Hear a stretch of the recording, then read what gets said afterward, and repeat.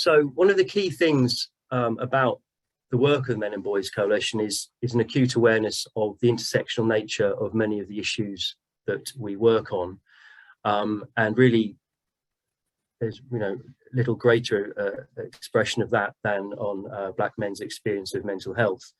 Black men are 17 times more likely than white men to be diagnosed with a serious mental health illness. They're sectioned or experience a mental health intervention more than any other group in the UK.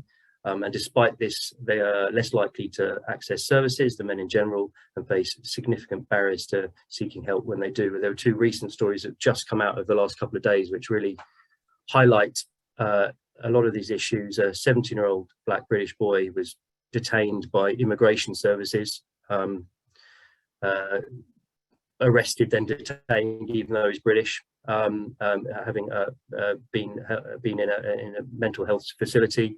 And then the Commission on Young Lives in England findings of adultification of black children, meaning that they're over-policed and looked after less, and therefore are not getting the safeguarding support they should be, which is all of this goes right to the heart of what we'll be talking about today. And obviously this is a massively complex subject, so we'll only touch on some of it.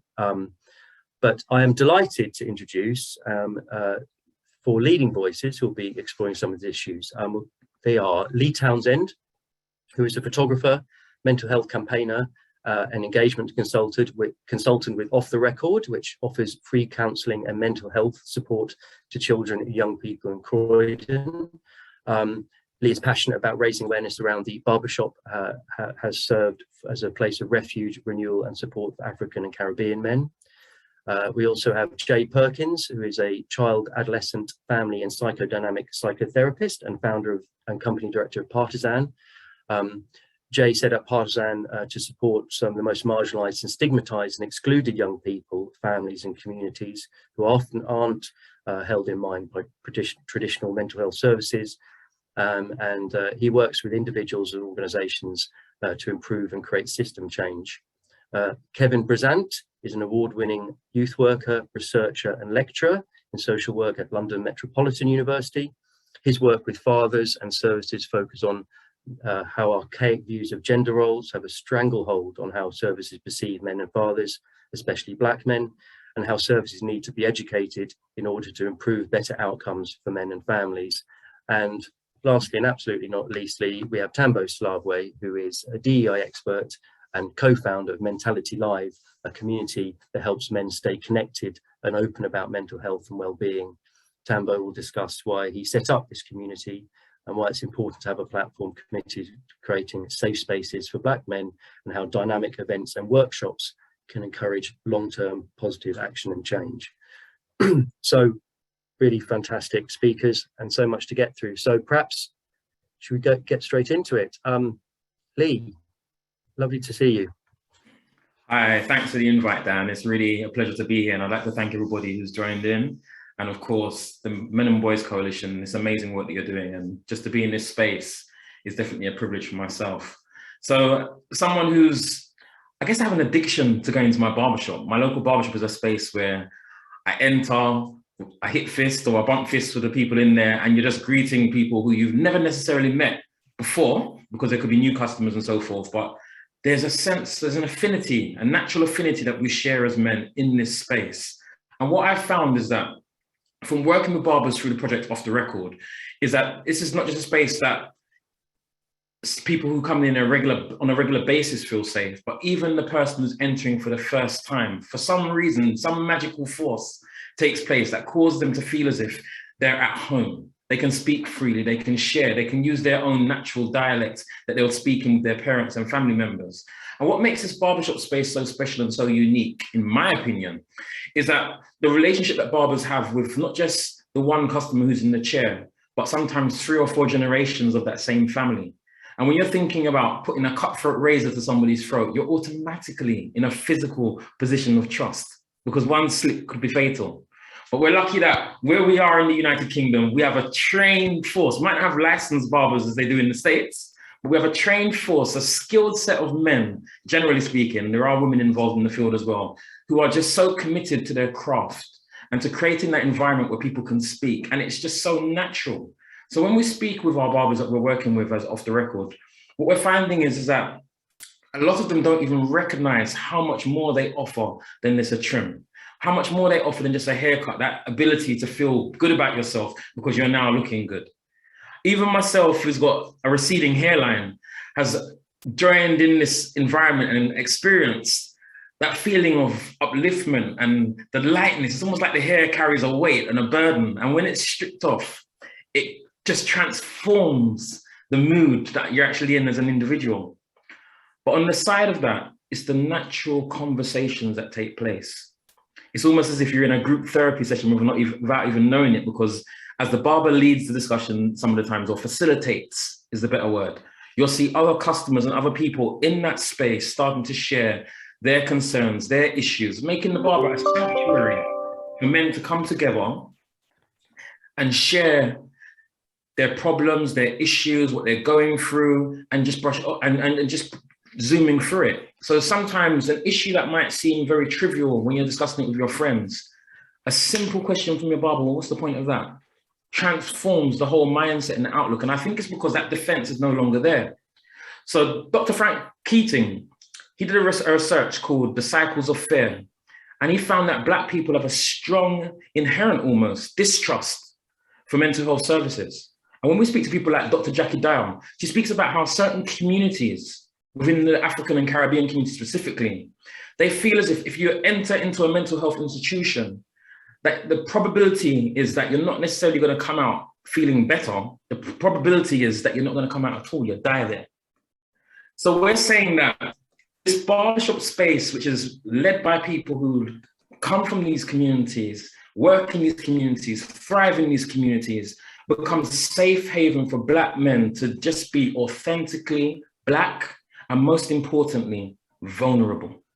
A space where we can talk and take off that machoism and throw away the stoicism that we've been taught. You should be a strong Black man. You should be able to stand up. You should be able to stop grumbling and despair it.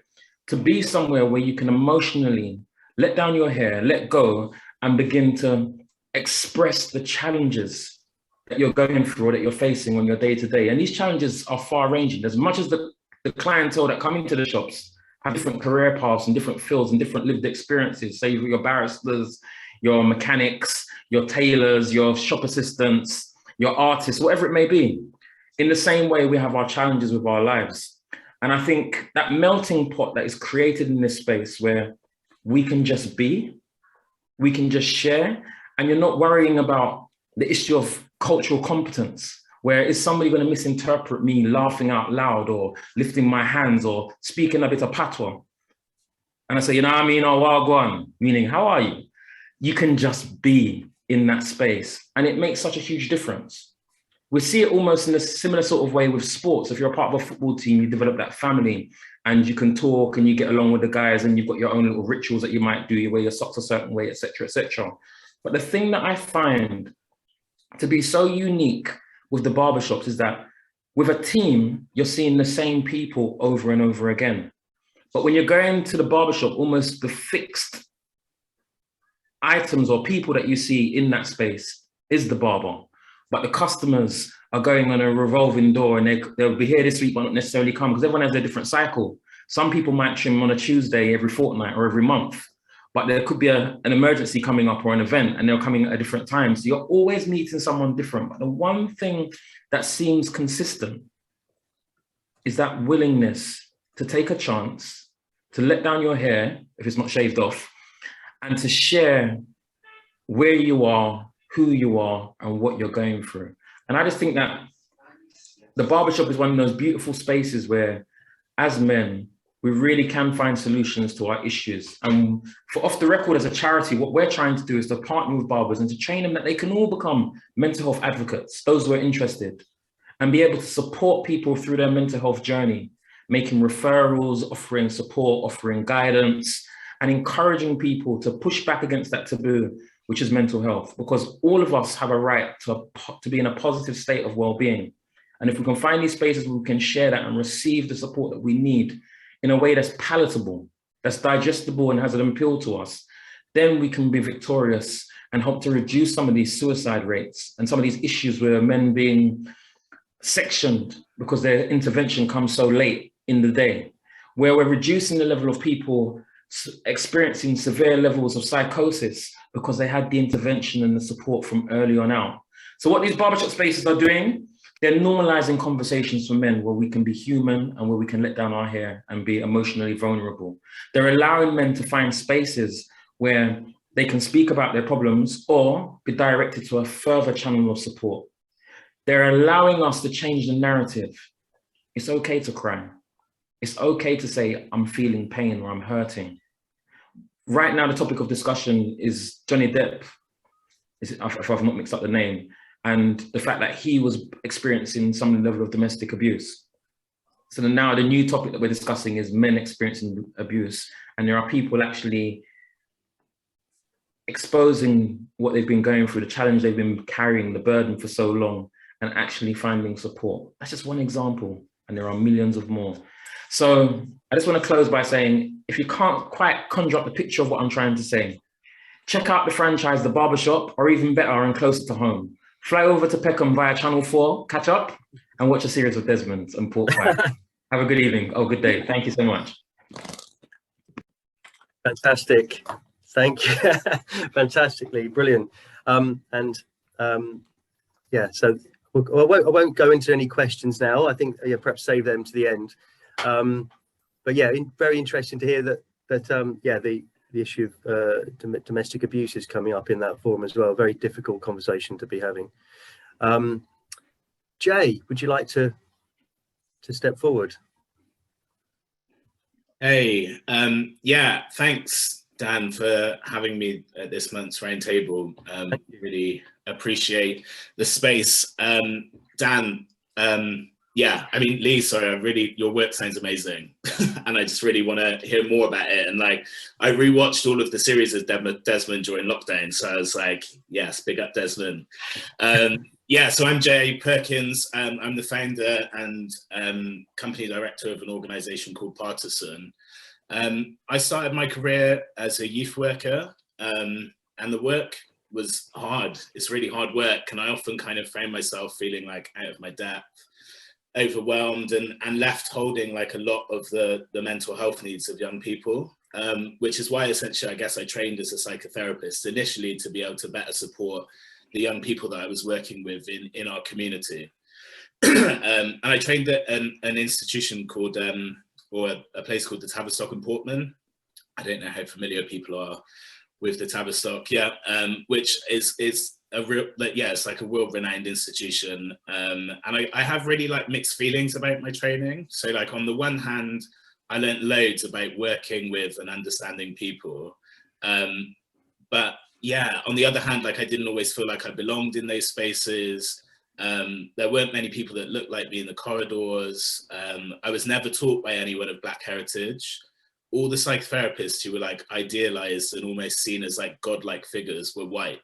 And I think you do need to see like a physical manifestation of your dreams. And I kind of lost my way a bit, kind of trying to be this version of what I thought a psychotherapist had to be for quite a long time.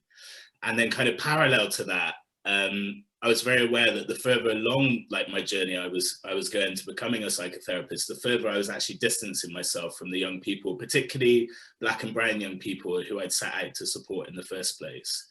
I found myself in like clinics and working for like large charities which had little flex.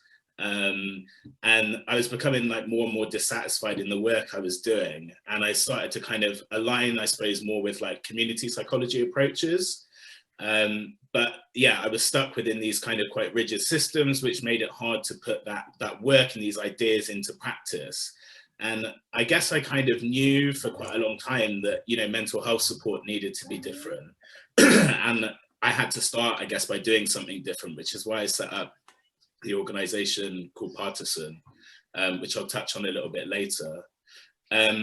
As a community, I mean, we've been talking about and fighting for equality for Black people within mental health services for years to little avail. But I think the coronavirus pandemic and the resurgence of the Black Lives Matter movement following the murder of George Floyd has highlighted structural and systemic discrimination to a level that as a nation, we quite frankly can no longer ignore. And the stats don't lie, some of which you've already mentioned, Dan. You know, like children and young people from low-income families are 4 times more likely to experience mental health issues than those from higher-income families. Black and minority ethnic groups, particularly Black men, are more likely to be detained under the Mental Health Act and are massively overrepresented in our criminal justice system, which also fails to meet mental health needs and often leaves people struggling more than what they were before their sentence. And evidence shows that mental health support is just not accessible for many children, young people, families and communities, particularly our diverse communities. And consequently, their needs often go unmet.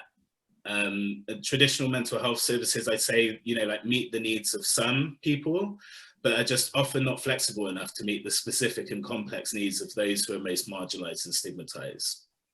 And these services may have like long waiting lists, be in areas where people feel unsafe, staffed by professionals with limited understanding of the cultural context and worlds in which these people are living in, and have rigid appointment times, much of which just don't quite fit.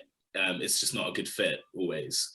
And our diverse communities often have difficult relationships with help and negative experiences with our current system. So leaving them feeling judged and uncomfortable and unsure as to who we can trust. Then when they don't engage, they're the ones that are labeled as hard to reach rather than the actual services. And communities have long felt the effects of these discriminations. And I think the field of mental health is still just very elitist. You know, we still train and treat the privileged with Eurocentric perspectives that often just don't match our diverse multicultural communities. So Partisan looks to kind of make mental health and well-being accessible for everyone. The team, like my team, are culturally sensitive and representative of the communities in which we actually work with. We're a forward-thinking collective of psychotherapists and clinical and community psychologists, and we're all kind of best known for our work outside of clinics, so alongside communities. And we're a really small team, so and we have a learning partner alongside us, so we're able to like quickly like test, learn and adapt, and we're able to be really agile and move at a pace in which the community is also moving at. And we're highly flexible in our approach, and we believe in sharing psychologically informed ideas with teams on the ground who have relationships with communities. Most, if not all of our work is alongside marginalized, stigmatized and excluded communities who just, like Dan said, often aren't held in mind when traditional Poppy Jones won the class thing this week. Sorry, Alison, could you go on mute, please? Oh, I'm sorry. Yeah, so most, if not all of Thanks, our... Jay, sorry about that. That's great. So most, if not all of our work is alongside marginalized, stigmatized, excluded communities who, as Dan said, like often just aren't held in mind when traditional mental health services are developed. Many of the people that we work with, I guess our expertise is around working with people who have been affected by violence, exploitation and poverty. So naturally there is a social justice arm weaved through all of our work. And we work at like different levels. So we do work on the ground, which is kind of a lot of everything that we do is co-produced, but the work on the ground that we do is through kind of working directly with young people, with families, but always through relationships. So we kind of develop relationships with key members of the community who then are able to introduce us as safe people within the community that they can vouch for. We then kind of support practitioners, so we support people to think about the work that they're already doing, as well as kind of organizations at a more kind of systems and policy level. And we don't believe in just like catapulting in and prescribing something that we think might be helpful. So we really look to communities because we believe that they do have the answers. So all of our work, like I said, is co-produced and community up. And we believe in developing like hyper-local solutions that are tailored to meet the complex and specific needs of each community. Mental health and well-being services should not be a one-size-fits-all. And all aspects, like I said, of our work is relational. So that's from the recruitment to the partnerships that we develop, to the work on the ground with young people and families. And I guess our hope really is that partisan doesn't need to exist in the future, that we'll actually put ourselves out of business by making our vision a reality. And I think to do this, we need to continue having these conversations and taking action around mental health inequalities. But I think most importantly, we really need to start listening to the communities that are most impacted, because like I said, we believe that they do have the answers. That's amazing, Jay. So, I mean, really such incredible work. And obviously I knew a bit about it, but I didn't know that much detail. Really inspiring. Thank you so much for your work and for telling us about it. I mean, they've got a bunch of questions, but I will hold off. And I think perhaps it's best to hold off till the end. But thanks again, Jay. Kevin, would you like to step up? Yeah, no problem. Dan, thank you for the invite. Good afternoon, everyone. Glad to be here. So great to be in the space.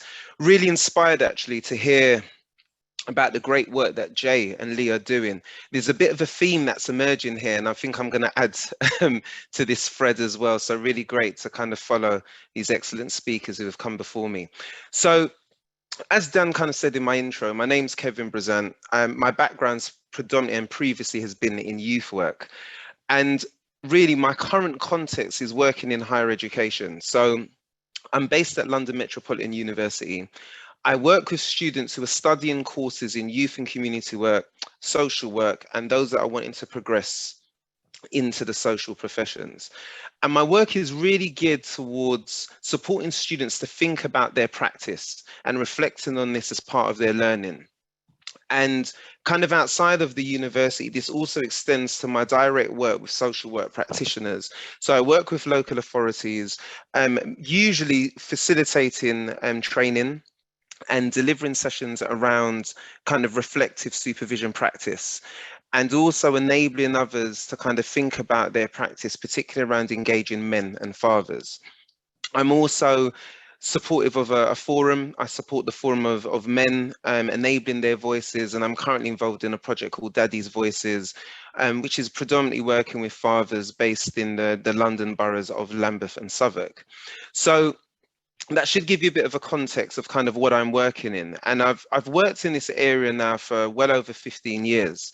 And what I'm finding, which is a bit worrying, is the same conversations that I had with colleagues when I started out as this bright-eyed and bushy-tailed development worker at the NHS, working with young fathers, is that I'm having the same conversations 20 years later. Particularly around issues of engagement with men. Jay spoke to this thing around this notion of men becoming hard to reach, particularly Black men and young men at that. And I think we need to challenge services a bit more on that. And to be honest, to add further to the thread, from my experience of being an academic practitioner, I'm finding that, you know, across the years of working in this area, Black men are often framed as difficult, you know, challenging, absent, risky. And it's really interesting because often after delivering lectures or talks to various other people up and down the country, I often hear some common comments that come back, and it usually goes something like this, you know, Kevin, I was expecting to learn how to talk to men and to fathers as a result of this training. I need strategies on how to engage these very difficult men. It's really hard to engage men from various other ethnic backgrounds, or especially if there's issues of if they've been perpetrators of DV or have a violent background. Kevin, what really needs to happen is you need to help to shift their views around these archaic notions of masculinity and get up to scratch with the present and get up to speed with what's happening now. And I guess, ladies and gentlemen, this tells us a bit more about the kind of views that are held about men, and how these views come to form organizational cultures, right? Within our public services. Men are often seen as some kind of alien race, yeah, that have emerged from something like Star Trek or Guardians of the Galaxy, right?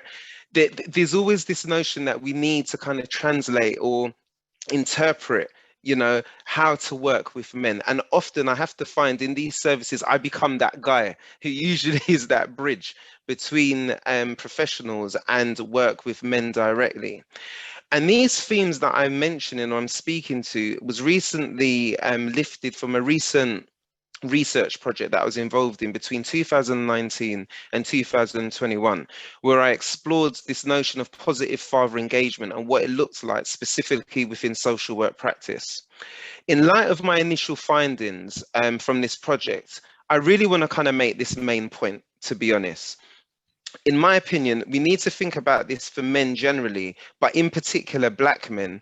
There is an urgent need to problematize engagement, service engagement with men as part of social work training and education. I think, you know, as part of this process, and obviously we haven't got enough time to go into it now because time won't permit me to get into the research project, but initial findings suggest that, you know, we need to think about how men are viewed by services, and we have to have a very candid and frank conversation about that as part of our training. For example, a key part of my training, I use image-based dialogue, where I present images of different men from different ethnic groups, and there was clear differences in how these men were kind of perceived based on their ethnicity. And this became more apparent if we attached the narrative to the images. So for example, if there was a narrative around these alleged men were perpetrators of domestic violence, it really shaped how professionals engaged with those men or perceived those men.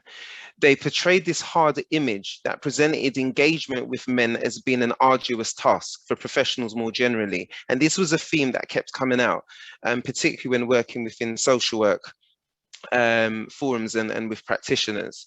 So for me, we need to look at these issues as part of our training programs, our pedagogy, and our professional courses. We need to aid the development of reflexivity, positionality, and introspection as part of practice. So some of you might be screaming right now. You might say, well, Kevin, we do this already. You know, this is already being done as part of practice. But let me invite you to consider, have you really explored the invisibility of Black men and considered their racialized experiences as part of your public services? Is that considered as part of your reflections? So just so that we're on the same page, you know, Dr. Anderson Franklin, he developed this notion of the invisibility concept, and he described invisibility as follows. He said it's the feeling that one's genuine persona is not seen, respected, considered, or valued. And I think for me, this is often the case due to our biases and perceptions of men, and in particular Black men.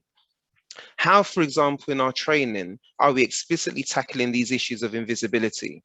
You know, are we acknowledging the arduous task and the choppy waters that Black men have to negotiate and navigate when entering what is seen to be predominantly white spaces? Do we consider the trauma that Black men have faced at the hands of the police and other public services previously? How trauma-informed are we regarding our practice? And, you know, as an academic practitioner, this is why for me, I developed, you know, this concept around Daddy CPR, which is Daddy Coaching Promotes Resilience. And this is a problem-based learning approach that coaches professionals, mainly social workers, in trauma-informed approaches as part of reflective supervision, and helps to build resilience as part of a children and workforce development program. And hopefully this would then extend to obviously helping to build resilience with fathers as part of wider family support and as a part of professional practice. And just to illustrate the point that I'm making, I've lifted an extract from an assignment that a student wrote following one of my lectures. And this is what she had to say. She said, the lecture on engaging fathers in social work interventions and the impact of allegations of domestic violence stirred feelings in me that were very close to home.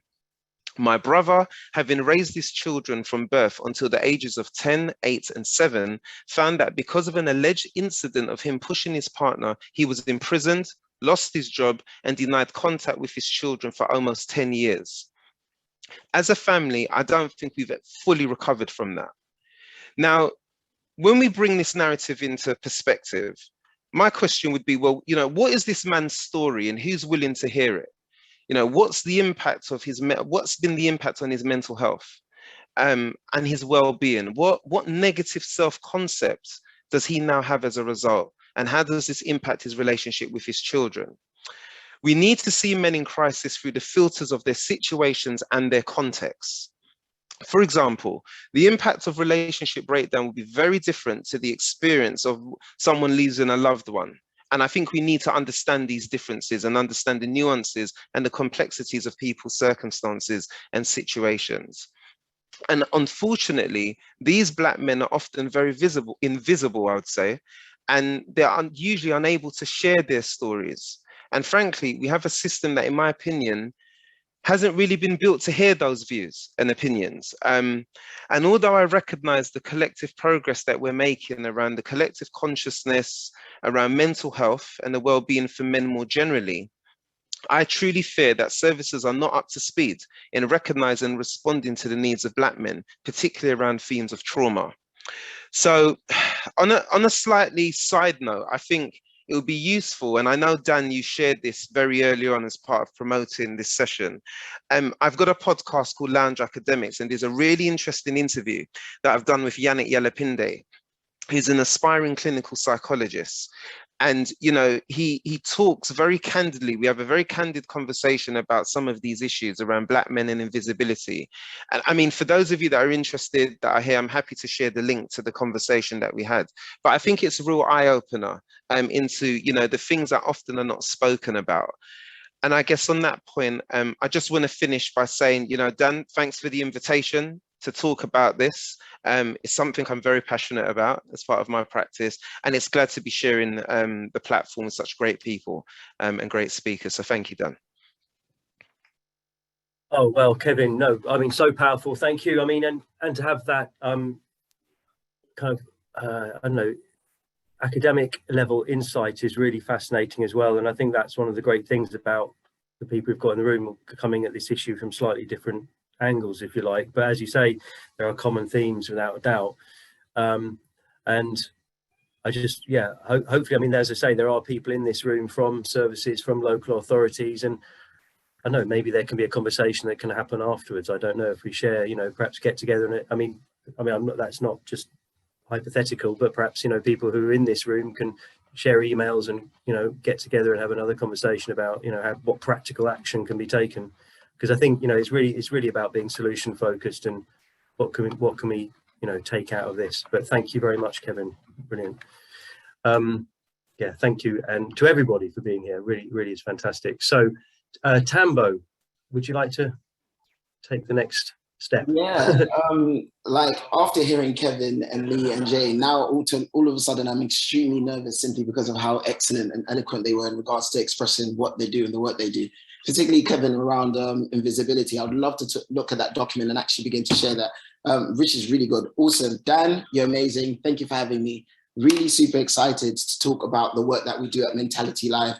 So my name is Tambo. My background is in behavioral science and performing arts, and I'm a coach. And I'm one of the co-founders of an organization recently registered called Mentality Live, where we focus on men's mental health and well-being. Now, a bit of context about, sorry, I know, just a bit of context. I'm currently on holiday in Cotswolds, so you might hear I'm in the hotel like lobby lounge and I couldn't find anywhere else to talk, but apologies. So I might like just shut the door in a second. So could you give me a moment? Is that all right? Just give me 2 seconds. All of a sudden, everybody's now on their lunch break. The moment that I'm about to start talking, I'm like, great. Like, so annoying. It's great stuff. Go for it. Okay. Give me a second. Cool. Sure. Oh, Thanks. Yeah. Yeah.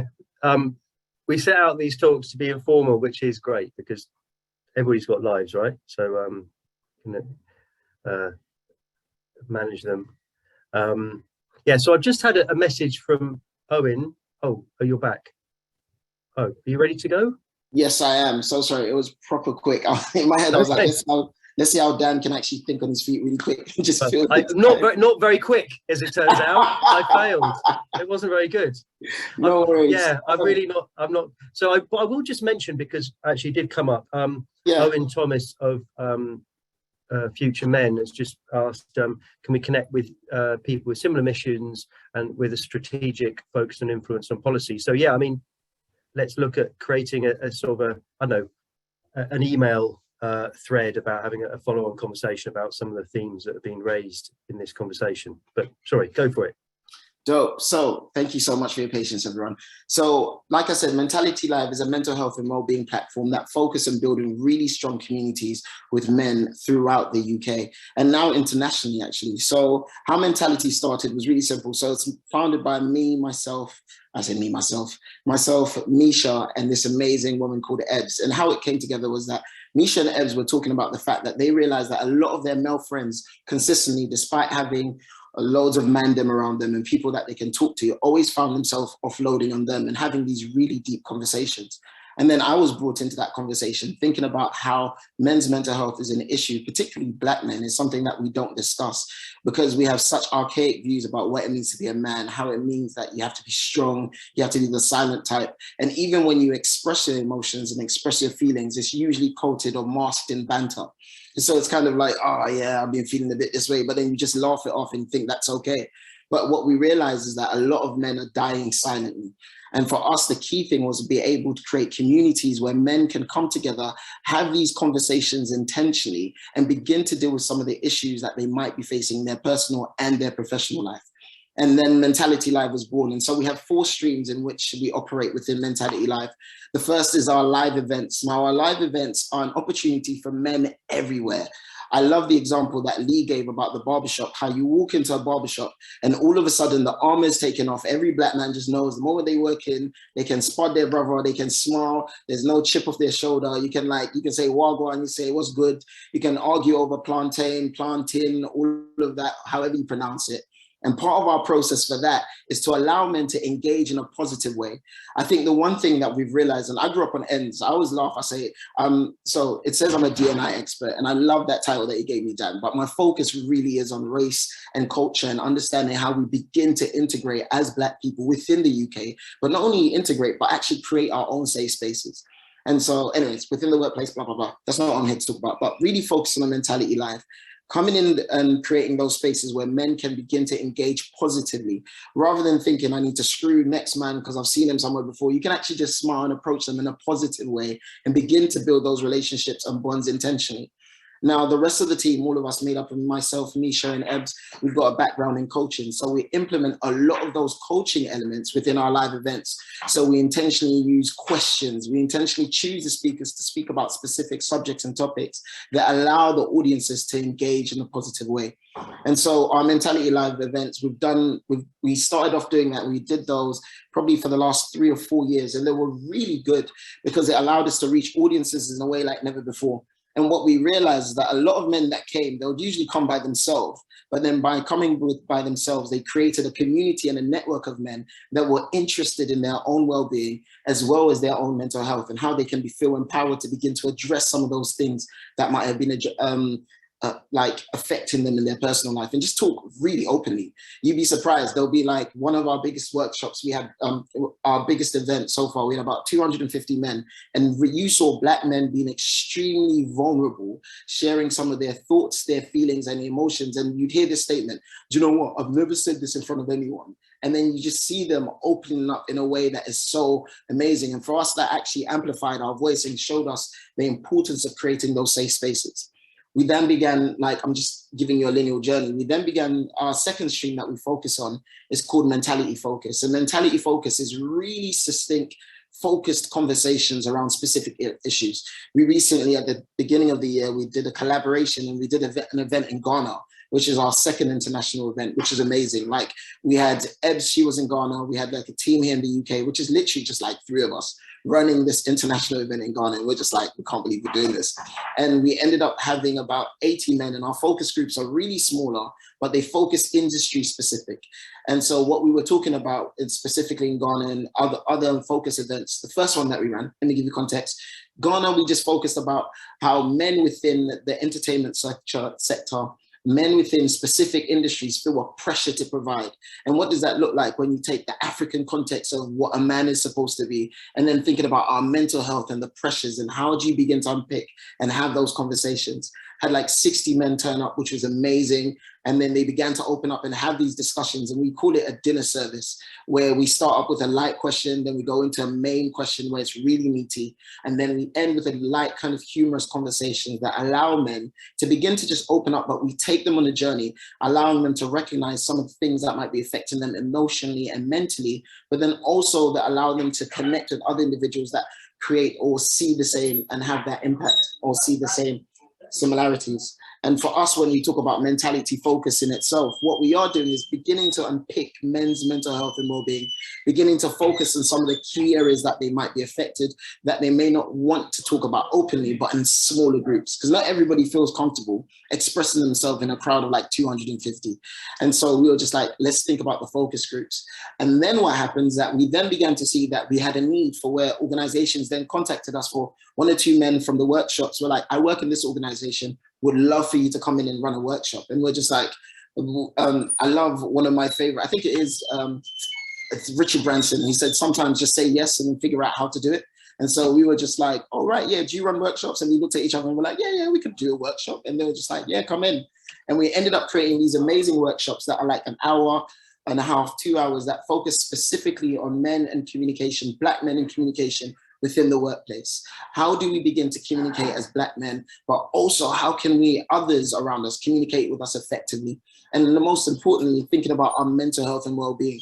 That's why I loved what Kevin said when we talked about the invisibility, because that will fit so well in some of the work that we do. And I'm just like, bro, I'm gonna be tapping you up like literally after this to begin to look at how we can collaborate futurely as well as everyone else. But specifically thinking about Black men within the workplace, how that has an impact on our self-esteem, our well-being. And then when you feed it into everything that we do around building positive communities, you see how your work has an effect on your personal life, that has also an effect on your community space. And then even the communities and the communities that you have, how are you able to navigate those spaces?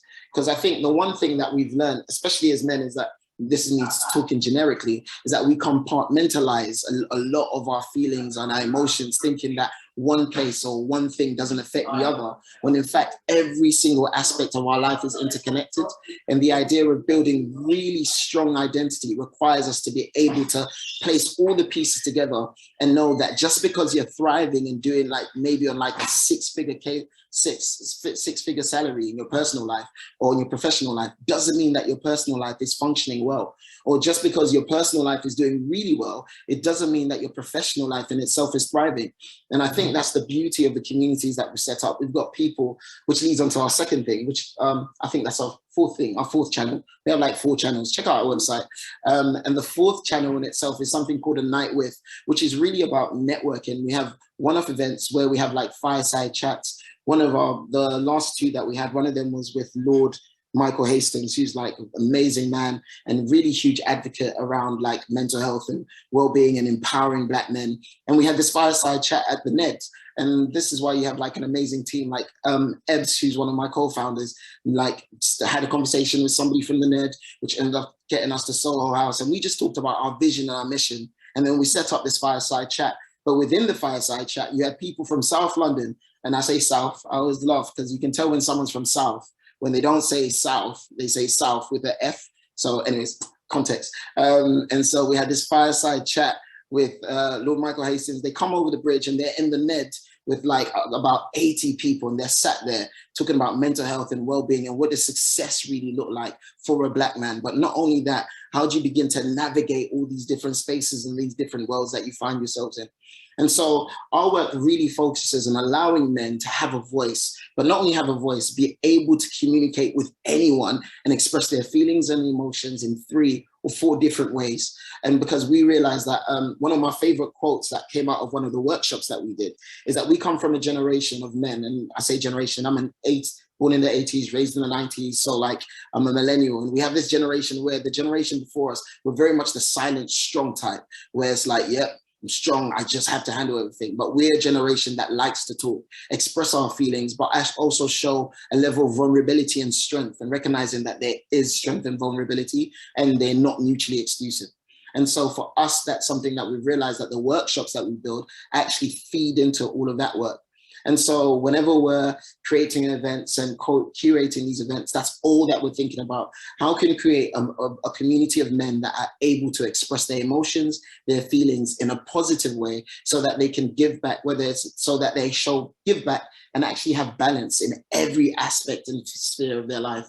And that's the importance of it. I think the one thing, and I'll end on this, I think it's really interesting because a lot of men, when you ask them, do you have friends? They're like, yeah, I've got my boys. And I think the connotation between having your boys and the men that you talk to, and actually a positive community that you don't have to hide behind banter in order to express yourself, is really important. And so that's some of the work that we focus on specifically within Mentality Live. And I always laugh, I say, COVID was really interesting. I'm gonna end on this. COVID was really interesting because once we were in lockdown, we were thinking, how do we begin to curate these events and allow people to be able to connect still in the same way? And so our focus then began on building like communities within using Zoom chats and conversations. And we ran a 3-day, our Mentality Life last year was a digital event. And we ran a 3-day digital event where men would clock in and out using their workshops, like during lunchtime just now. And each workshop focused specifically around different areas. So the need and the importance of therapy, the importance of what does it mean to be a single dad, and actually being a positive father, like being able to balance those things, as well as like a whole wide range of topics that you can go check out our website on. But I think the key thing for me, whenever I step, especially with the Boys and Men's Coalition, is seeing how much our work is aligned and recognizing that as Black men, we cannot be ignored. However, and it's not even just being ignored, but actually thinking about positive ways that we can show that we can make an impact moving forward. And so I'm going to put this bold statement out there. So we registered last year as an official CIC, so you can go check us out and all of that stuff, despite running from like 3 years, actually just doing these events. And we're like, we actually have a tangible goal. And whenever I get a platform like this, I'm always like, our goal is to reach 10,000 men by the time it hits like 2025, building a huge community. Our social media presence and all of that is pretty good. We've got like 1,000, I think almost 2,000 plus followers on Instagram. But for us, those are just like, it's digital stuff. But we want to be able to have like 10,000 men in a room talking about mental health and well-being. And so that's our mission. If you can help us achieve that, that would be phenomenal. That would be great. And I'm going to say 2 more things. Shout out to Ebbs, because I know I just saw her log in. And shout out to Alex Holmes, because I love your book. I think your book's amazing. There you go. Listen.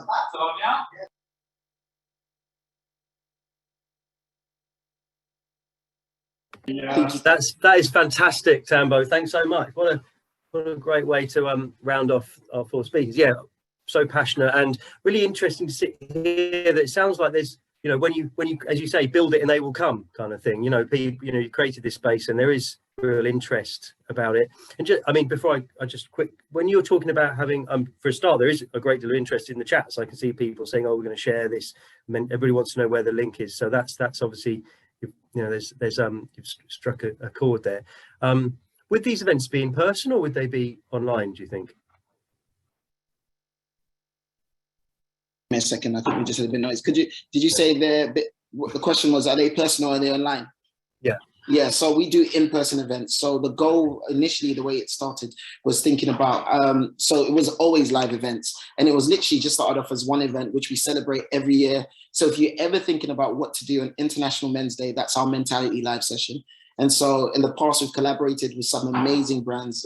Ebbs would kill me if I didn't mention them. So like we had collaborated with Lynx, we had collaborated with the Ned and Soho House and a few other brands that actually just sent us some free stuff. We're like, this is what we want to do. Are you willing to support us? And so that's what we've done. And having those personal events.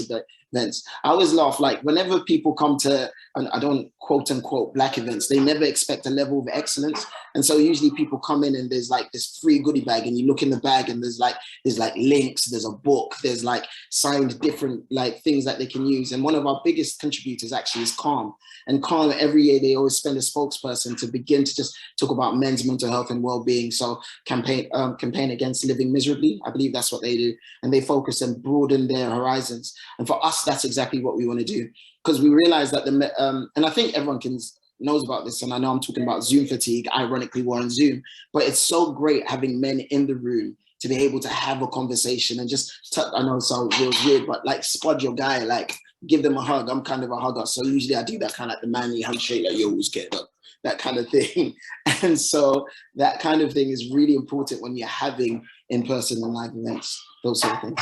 I agree. I've suddenly realized I'm sorry to jump in there. We've literally got 3 minutes left. I did say that I'm happy to stick around. I don't know what other people are doing. Obviously, we've got very busy lives, but there were a couple of questions. Let me just see if we can get those put to.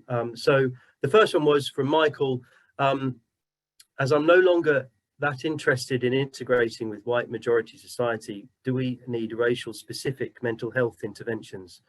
I'm wondering if that might be for Jay, maybe, with his work. Yeah, I think that's a massive question, isn't it? And I think a question on lots of people are continually and constantly asking. I know that Black Thrive do a lot of work around Black only and Black majority spaces, and I think that there's definitely a need for spaces for Black people only. There's also definitely a need for like in the sense that we have like female spaces or LGBTQ plus spaces. I think that, and like Lee was saying, that there is you're allowed to be freer in those spaces, or you feel that you don't have to present in a certain way. You can be your true authentic self. So yeah, I think that definitely that there is a space for that, for sure. Okay, thank you. We've got a question as well for Tambo, so I'm being a little bit brusque and running through this because I know time is short and probably people may mean to head off. So for Tambo, are the communities the men form after your events continuing, and do you continue engaging with them? And do you continue engaging with them? And then there's a question to everyone. Have there been any cultural differences that have been made you or your organization rethink or reframe something from being an issue to be okay for them? Nice. I think someone answered the first question. Yes, the communities are continuing. That's how we were able to have a mentality live in Ghana, because it started off with just a few guys who were in the UK, and they're like, do you know what? I know you do this in the UK. Can we take it to Ghana and begin to create some sort of hub there? And we're like, okay, cool.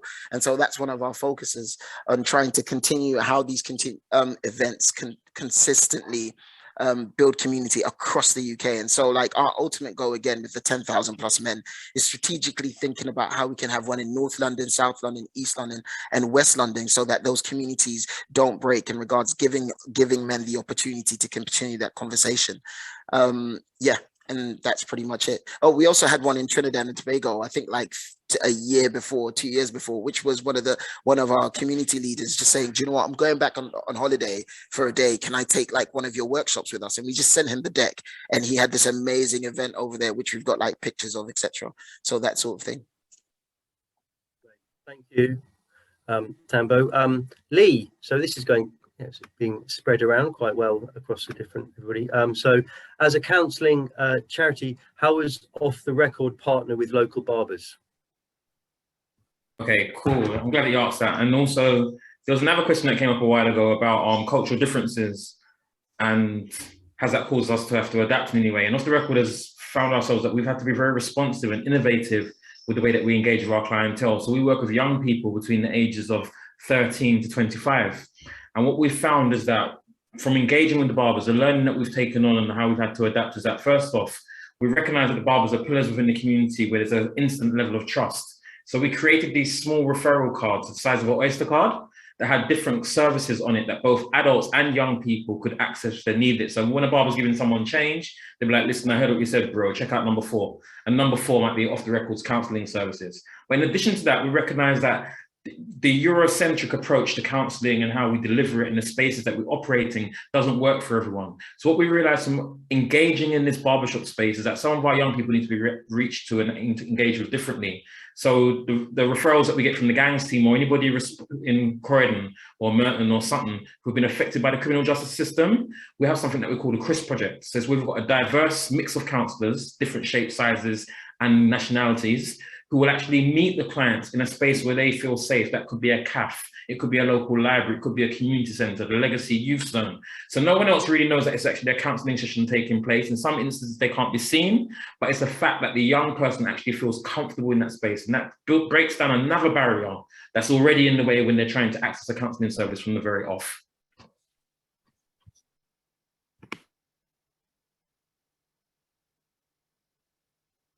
You're on mute, Dan, sorry. Thanks. Sorry, yeah, I was just typing, so I didn't want to be rattling away while you were talking. Thank you very much for that. I think, have we got another one here? No, we've got another minute. So a few people, I think, let me just check how many people we've still got on. Hang on. Dan, Still plenty. Dan, I was going to say, I'm happy to speak to the point around culture and adapting and stuff as well, just to carry on with that thread from Lee, what Lee just started, if it's okay. For me, I think it's really important to stress, obviously my context has been working mainly with men, but obviously mainly with fathers. I think there's something to be said, not necessarily around the cultural differences, i.e. around, particularly around the ethnicity and background, but I think there's something about the need to speak to relationship breakdown, right? And the impact that these issues have, particularly on Black men.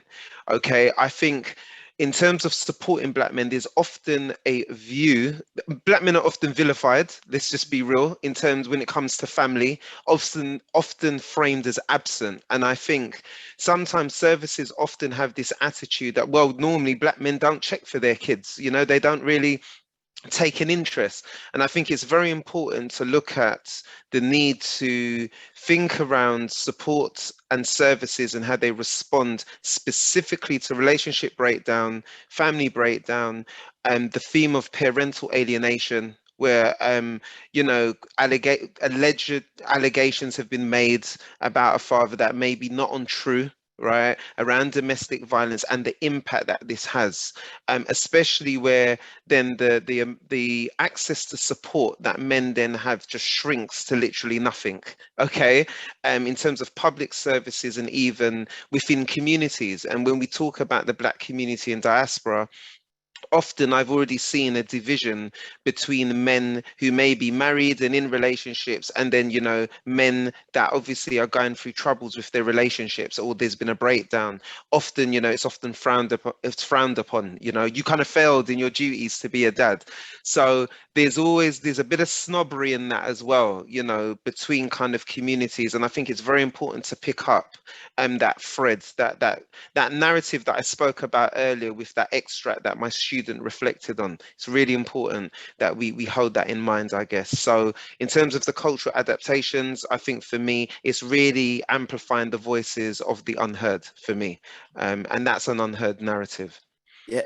And sorry, can I just add as well, just the importance of that, especially when we're beginning to build community spaces, because I know sometimes people feel like, oh, this is a Black only spaces or the spaces. However, it's important that we have those moments within ourselves, within the communities, to be able to reinforce ourselves and also frame our mindsets around certain thinkings and ideologies before we step into the wider world and the wider context. So I could just echoing what they're saying, I think is absolutely brilliant. Yeah. And I was also going to kind of comment on that in a similar way to Lee. Yeah, we meet young people, families from the community where they're at. So in spaces and places where they feel safe and comfortable. We also don't have referral forms. So we know that that's another barrier for people that are from in the community that are already overworked and overstretched, and the referral is just a conversation. We work through trusted relationships, so we work with key members of the community that have relationships with people that would never come through a clinic door, for example, and that's how we are able to engage. And I think the way that you're taught as a psychotherapist, I always felt like when I was training, I was always rebelling against the way that I was taught, because it just didn't really work in the same way as what it did for certain demographics. So for example, the sitting back and the silent moments can feel really persecutory to certain communities. So I think you just have to adapt to the way that you work, and how we see therapy is different. So we don't necessarily think that you have to be in a room one-to-one for that to be a therapeutic intervention. It could be that we're in a youth hub and actually we're having a conversation whilst we're making a drink, and that's a 5-minute conversation. That's a therapeutic intervention. It could be that, you know, we're walking from the youth hub to a cafe, and that's the intervention. It could be that we're playing pool. It could be that we're looking over somebody's CV and we're thinking about their values and their morals, and yeah, so we see therapy not just as being in a room and having therapy. Thank you, Jay. That is really interesting, yeah, for sure, the informality of it and how, yeah, not setting up those barriers.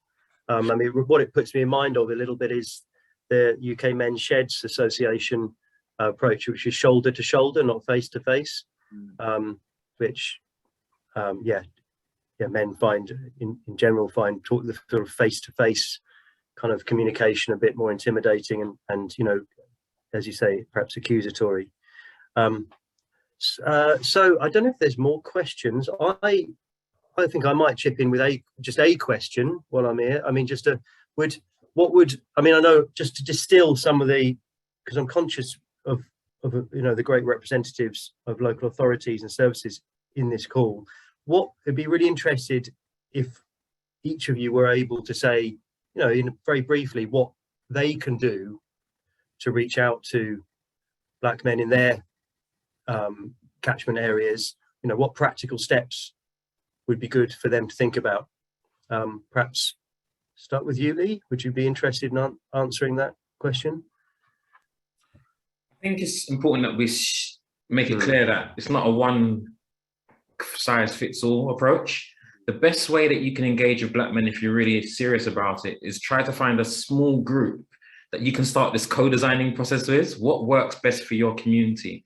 How do you think your friends or the people that you're connected to would want to be engaged? And I think that's the best premise to start, because going in with all these preconceived ideas, this is a solution. And I'm very skeptical of people who appear to know it all already, because a lot of times that's just blagging it so that you can get more work and get somebody onto a leash that you just hold them there as a servant to your needs, which is the financial gain. So for me, it has to begin with engaging with the community, finding out where they are, what their needs are, because they're the experts. So I think the whole concept, I think the NHS does it quite a bit nowadays as well, where we're seeing significant changes for the better in those organizations, is when they incorporate the experts by experience. So they have the lived experience, they are the experts. And if we treat them and accord them that level of respect and seek their guidance, then we get much more stronger results. So all the work that we're doing off the record is all intelligence driven from the barbers themselves. So we go in there as novices. It started from a photography project.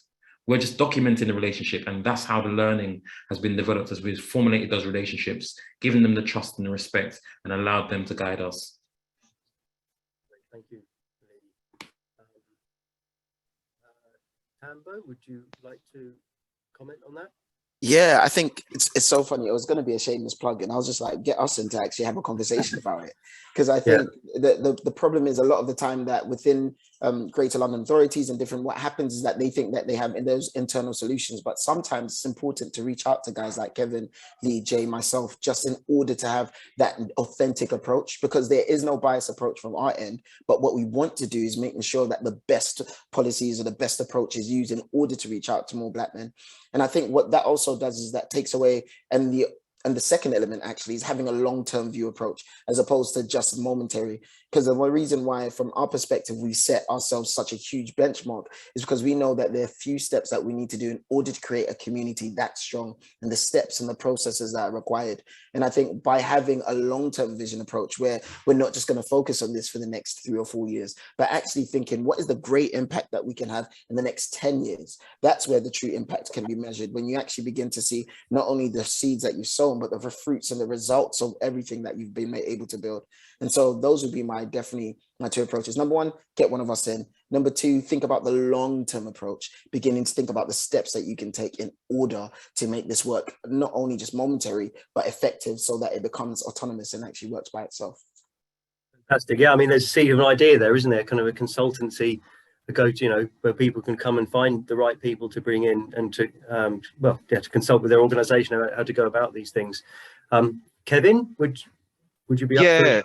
Yeah, it's definitely done. Yeah, sure. On the back of what Tambo's saying, 100% agree. I just think to just bring it back a bit, utilize, well, I know I'm working within the context of social work, so I know there's often reflective supervision spaces, there is training, there's CPD.